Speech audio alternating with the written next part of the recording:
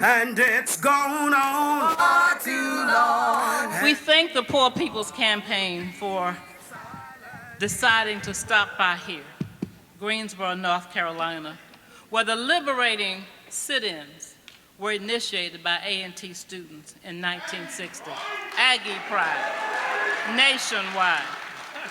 But in 1969, there was the largest military assault on a college campus at North Carolina A&T State University, as they were fighting for democracy hand in hand with the community. And the Eagles and all the other students in North Carolina have been a part of this liberating movement. So yes, Eagle Pride, Ram Pride, all of it. But then, in 1979, in the heart of the Black community, 5 young labor and community organizers were, our beloved friends really, were shot down by Klan and Nazis who had formed the United Racist Front. But we who are survivors, we who believe in freedom, cannot rest, and we ain't no ways tired. So let me bring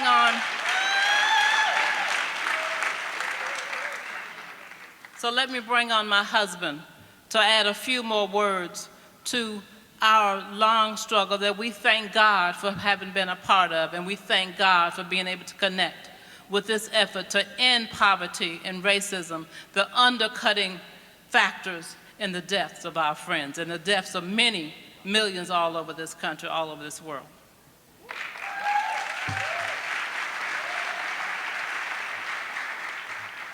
I am honored to come before you to say some words about what Dr. King called the fierce urgency of now.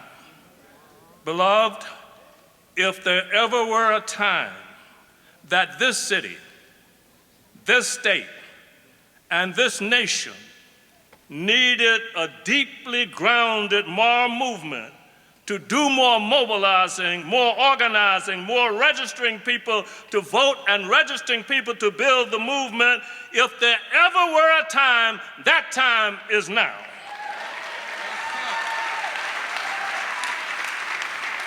I bring with me the spirit of 5 beloved friends and fellow movement builders whose names have already been called.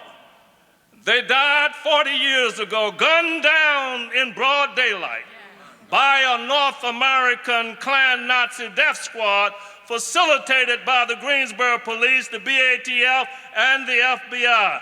And this was done although we had a parade permit, although the police knew they were heavily armed Klan and Nazi members planning to confront the march with guns, and in spite of all that was known, the police not only did not show up, but pulled all the police officers out of the area and sent the tactical squad to an early lunch, ensuring that no police would be present when the Klan and Nazi drove across Greensboro and shot people down in cold blood. Yes, and beloved, that's just the top of the iceberg.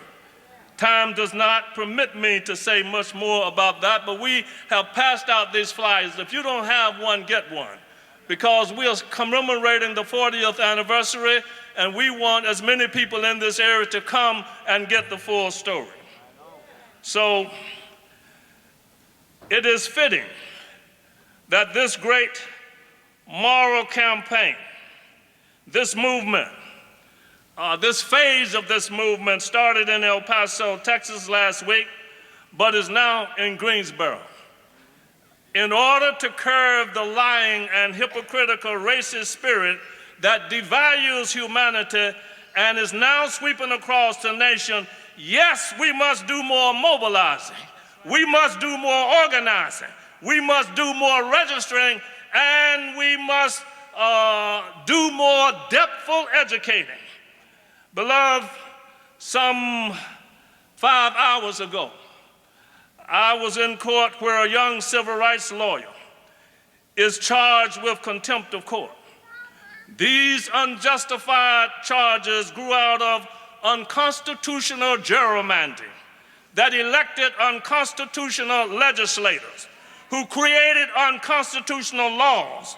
And based on all of that, a wicked judge issued an unconstitutional order that gagged the city council and, more importantly, gagged the most effective civil rights lawyer in our city and who was threatening to take his license.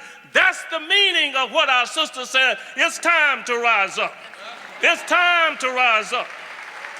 And this pattern taking place across the nation staggers the democratic and justice imagination. Yes, we need more mobilizing, more organizing, more registration, more education to overcome systemic poverty, to overcome systemic racism, to curb ecological devastation, to bring an end to the empire's war economy and militarism, and to correct the terribly distorted narrative that Jesus Christ would be ashamed of about white supremacy, religious nationalism.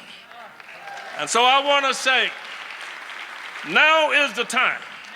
Now is the time. So I say to you, in the words of an old black spiritual, walk together, children, and don't you get weary. Walk together, children, and don't you get weary. Walk together, children, and don't you get weary, because somebody said there's a great camp meeting in the promised land. There is truth on the other side of falsehood. There is light on the other side of darkness. There is hope on the other side of hopelessness. And there is victory on the other side of what the empire wants to make you think you can't win. So let us walk together, struggle together, learn together, love together, grow together until we reach the other side. And we are on a journey and we're not turning back. To God be the glory. Oh, somebody's hurting our people, and it's going on.